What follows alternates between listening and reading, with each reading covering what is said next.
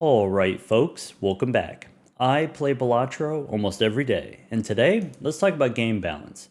In brief, I think 5 card hands should be worth more points. I want to achieve this by buffing some specific game pieces, and today, I'm fully prepared to elaborate.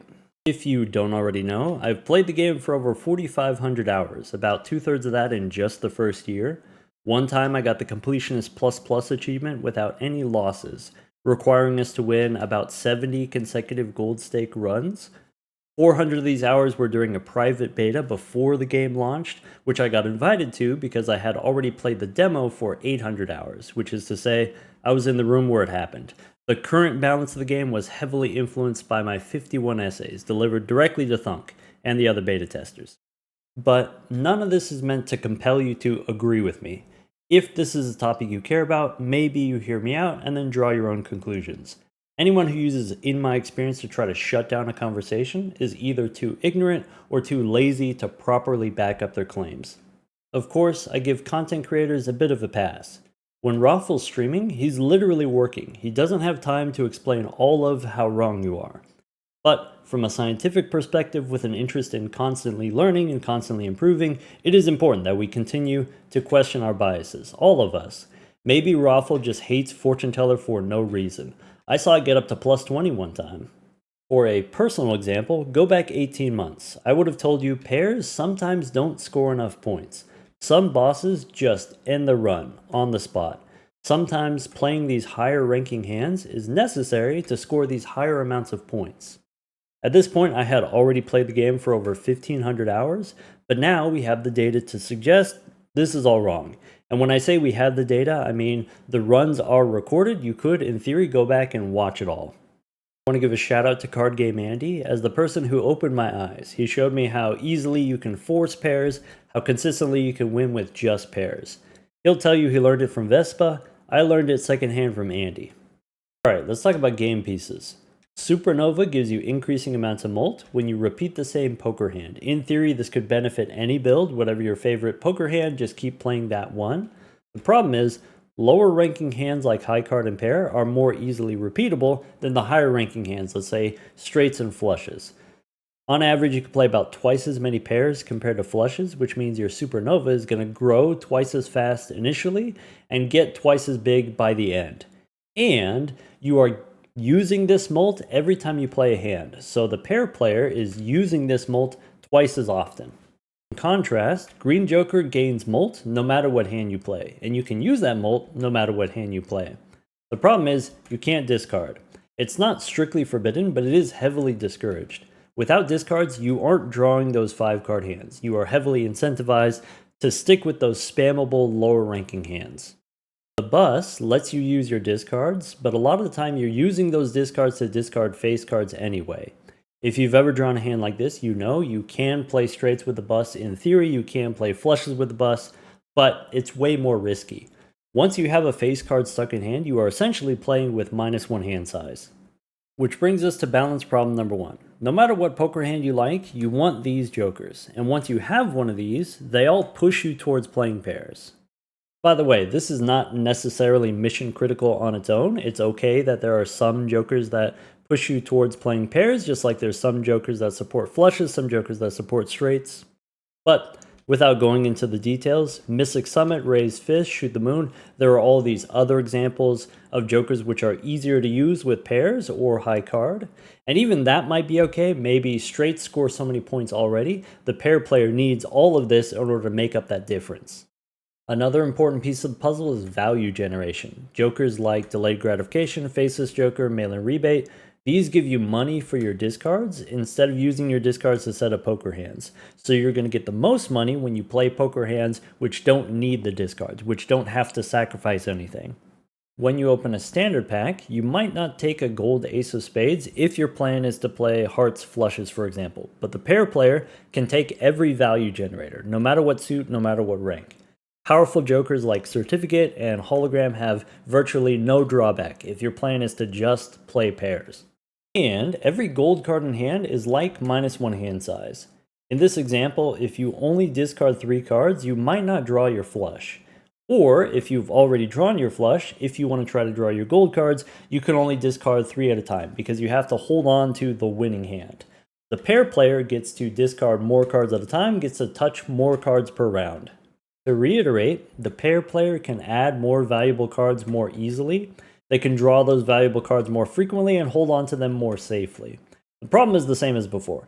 Everyone wants money, but the pair player earns the most. On top of all this, because pairs are so easy to draw and easy to play, the pair player can basically ignore all the bosses too. Any bosses that might try to interrupt your ability to assemble hands, you can ignore face down cards, you can ignore debuffed cards, you can ignore the water and the mouth. Any bosses that might be difficult are kind of difficult for everybody, so you aren't especially punished if you're playing pairs. The one glimmer of hope comes from looking at the actual scores. At level 1, a flush is about 300 points, and a pair of face cards is only 60 points, which begs the question, how do you actually win with pairs? What game pieces allow you to make up this difference?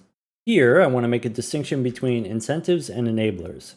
Superposition and the order, for example, reward you for playing straights in different ways. Superposition rewards you with more value, the order rewards you with more points. In contrast, things like juggler and shortcut enable you to play more straights. So the question is, what is the enabler for the pair build? You don't need something to help you play more pairs. Pairs are already easy to play. The question is, what is going to enhance my pairs so that they start to score a real amount of points?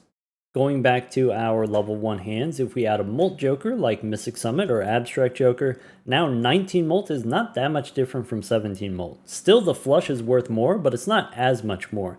Now it's 2.5 times as much instead of 4.5 times as much.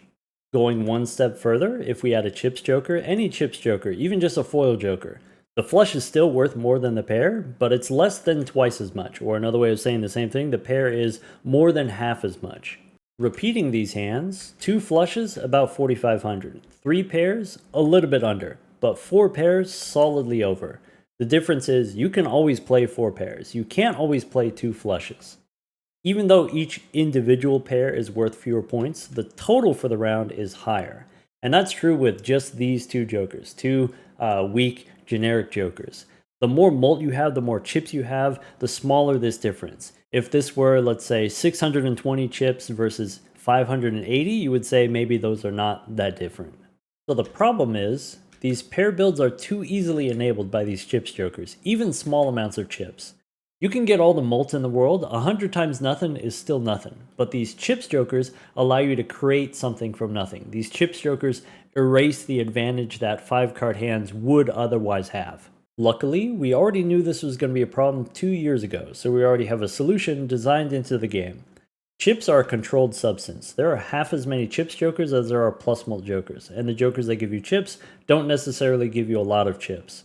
Of the chips jokers, there's only 5 scaling jokers, leaving room for the planet cards to shine as the de facto, more reliable, long-term source of chips.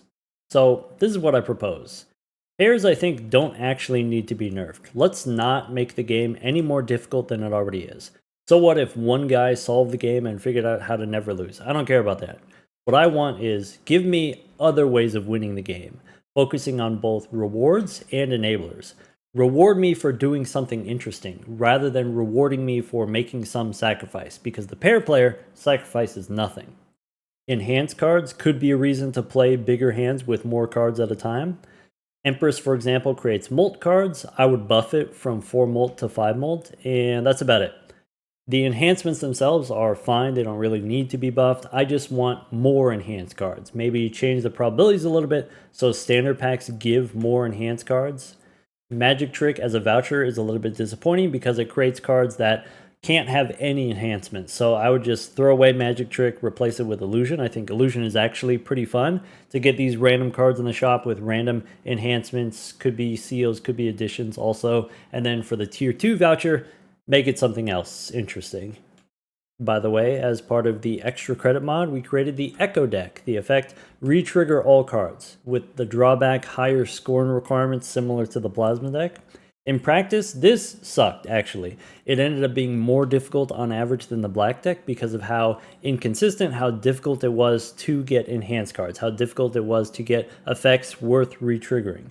So in the future, I do want to see more retriggering jokers. I think those are exciting, those are fun, but let's not forget, give me more effects worth retriggering. If you're going to give me more jokers, give me a joker that creates enhanced cards directly. Or at the very least, give me new ways of getting tarot cards. Give me something like Hiker, but for Molt.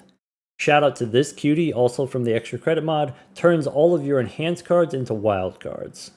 Going back to this topic of re-triggerable effects, I would say the Sinful Jokers ended up being not that strong in practice. Abstract Joker gives you plus 15 molt to every hand. With these, you're lucky to get plus 15 molt to even just one hand. Though I do like this idea, being able to play 2-pair with 2 hearts or being able to play a straight with 3 or 4 hearts. I like this potential for synergy with glass cards and steel cards. Maybe if you give me easier access to glass cards and steel cards, then these end up being better. But at the very least, these could be buffed from 3 molt to 4 molt. I think all of the jokers on page 1 in the collection could probably get a little bit of a buff. Not that they need it, but they could. By the way, it's okay for some rares to be better than other rares. It's okay for some commons to be better than other commons. One thing that might make a joker powerful is how versatile it is. It fits into a lot of builds. The thing you have to look out for is you don't want all of the most powerful jokers to all fit into the same build. You want these different powerful pieces to pull you in different directions. Flower Pot has no excuse. It makes me mad. It makes me mad how similar it is to Seeing Double. Why do we have these two different jokers that both give X-Molt, both care about how many suits we play, and Seeing Double is just way more user-friendly. Blackboard is way more user-friendly. Flower Pot, if you wanted to, you could rework it to something like 1 additional X-Molt for each suit beyond the second, which is just a convoluted way of saying when you have 2 suits, it's neutral. When you have 3 suits, it's a ×2. 4 suits is a ×3. So same as what we have now, you still have the ×3, but you have this additional middle ground. ×2 when you have 3 suits. Or if you don't want to get too convoluted, you could just change it. Instead of X-Molt, make it chips instead. Or instead of chips, make it you get some large amount of money. Something to make it mechanically distinct, different identity from Seeing Double. Loyalty card is also kind of cursed. Because it doesn't activate every round, you need to have some game plan for surviving the rounds when it's turned off. And if you can survive with the loyalty card turned off, then why have the loyalty card at all? If loyalty card was buffed to be a ×10, it would be just as dubious. So maybe we rework it to something like every 10 cards scored, add a random enhancement, seal, or addition. This would give you some incentive to play more cards per round or score more cards per round. Again, if you want to add new jokers, I think it'd be pretty easy to have some reward explicitly for playing more than 1 rank. So it could be 2-pair, but it can't be a single pair. As an uncommon joker, maybe your played cards give molt equal to the rank. Maybe for balance reasons, it doesn't include face cards. It's very similar to Fibonacci, where you could use it with a pair, but you get a much bigger benefit when you play more cards. Or if you're feeling spicy, maybe molt equal to the chips of the cards. So now you have this extra synergy with bonus cards, the enhanced cards. I think that could be cool. More from the extra credit mod. If your hand contains a 7, all of the cards count as lucky cards. What I like about this is you get the most value when you play separate hands with 1 7 each, rather than putting all the 7s in the same hand. That's redundant. Average Alice gives you X-Molt when you have both an odd and an even card. So you have to play at least 2 ranks, 1 odd, 1 even. Another group of jokers I really like are what I call the minigame jokers. The runner and the pants, for example, give you increasing amounts of chips and molt when you play straights and 2-pair respectively. What I like about this is straights and 2-pair don't have to be your end game. You can take the chips from the runner and you can use that to empower some other hand. And even if your end game is to play some boring hand, use the chips to empower your pairs in the end, at least you still get to play this mini game along the way. You still get to do something interesting along the way.